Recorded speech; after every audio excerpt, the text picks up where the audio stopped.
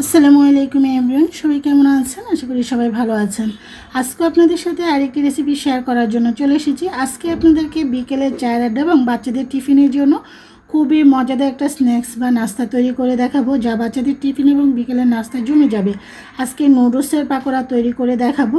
এখানে আমি নিয়েছি হলো নুডলস। বাচ্চারা খাওয়ার পর এখানে কিছুটা নুডলস ছিল। ভাবলাম বিকেলে তো এমনি একটা নাস্তা তৈরি করতে হয়, এটা দিয়ে কী করা যায়। তো অবশেষে ভাবলাম একটা নাস্তা তৈরি করে ফেলি পাকোড়া আকারে।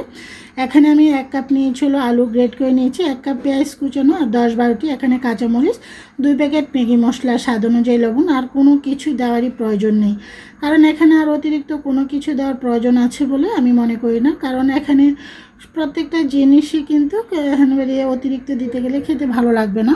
আপনার চাইলে এখানে অন্যান্য সবজিগুলো অ্যাড করতে পারেন। এখানে আমি দিয়ে দিচ্ছি হলো 1/2 কাপ দিয়ে দিচ্ছি হলো আটা। যেহেতু আমাদের সবার বাসায় কম বেশি আটাটা থাকে, তবে যে কোনো পাকোড়া বানালে বাইন্ডিংয়ে যে কাজটা করে সেই জিনিসটা কম দেবেন। সেটা চালের গুঁড়া বলেন, বেসন বলেন, ময়দা বলেন, আটা বলেন, যত অল্প দিবেন ততই কিন্তু যখন বাইন্ডিংটা দেখছেন হয়ে গিয়েছে আর দেওয়ার প্রয়োজন নেই। এতে করে পাকোড়াগুলো দীর্ঘক্ষণ রেখে আপনারা খেতে পারেন এবং মুচমুচে থাকে, উপরটা ভিতরটা সফট থাকে। এই যে দেখেন, আমি কোনো পানি ব্যবহার করিনি, যেহেতু আলুটা ভেজা ছিল এবং নুডলসটাতে এরকম রান্নাই ছিল। তো আমি এখন পাকোড়া আকারে দিয়ে দিচ্ছি। আপনারা আরও ছোট বড় যার যেরকম পছন্দ সেভাবে করে ভাজতে পারেন। তো আমি একেবারে বেশি ডুবো তেলও দেইনি। আর পাকোড়া এরকম তেলে দিলেও কিন্তু অনেক মুচমুচে, তবে অল্প তেলে আবার দিলে বেশি একটা মুচমুচে হয় না। তবে এটা যার যার পছন্দ, আপনারা অল্প তেলেও কিন্তু ভেজে নিতে পারেন। আমি সবগুলো পাকোড়াই কিন্তু দিয়ে দিয়েছি ভাজার জন্য। সুস্বাদু এই নুডলসের পাকোড়াটা এত মজা, বাচ্চাদের টিফিন এবং বিকেলে চায়ের আড্ডা কিন্তু দারুণ জমে যায়। আমরা বাসায় অনেক সময় মেহমান আসলে কিন্তু মেহমানের জন্য নুডলস করি, সেখান থেকে কিছুটা নুডলস উঠিয়ে এভাবে কিন্তু আপনারা পাকোড়া বানিয়ে দিলে একটা নাস্তার আইটেম কিন্তু বেড়ে যায়। আমি কিন্তু এক এক করে দিয়ে দিয়েছি, কিন্তু উল্টিয়ে দিয়েছি পাকোড়াগুলো। দেখতে পাচ্ছেন খুব সুন্দর একটা কালার চলে আসছে। আমি কিন্তু একটু গোল্ডেন কালার করে ভেজে নেব। পাকোড়া কালারটা গোল্ডেন কালার হলে দেখতেও ভালো লাগে, খেতেও ভালো লাগে।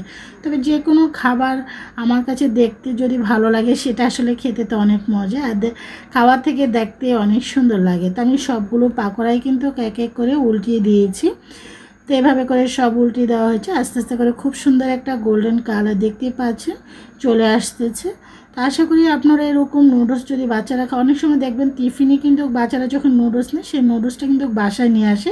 আসলে বাচ্চারা নুডলস খেয়ে অনেক সময় খেতে খেতে আর ভালো লাগে না, তখন কিন্তু সেটা নিয়ে আসলে এভাবে করে যে কোনো সবজি দিয়েও বানাতে পারেন, আলু দিয়ে, বা শুধু নুডলসের মধ্যে একটু আটা বা ময়দা, চালের গুঁড়া, বেসন মিক্স করে নিয়ে নেবেন। দেখবেন খুব সুন্দর একটা নাস্তার আইটেম হয়ে যায়। আমার পাকোড়াগুলো ভাজা হয়ে যাওয়ার পর এখন আমি একটা সার্ভিং প্লেটে সার্ভ করে নিচ্ছি।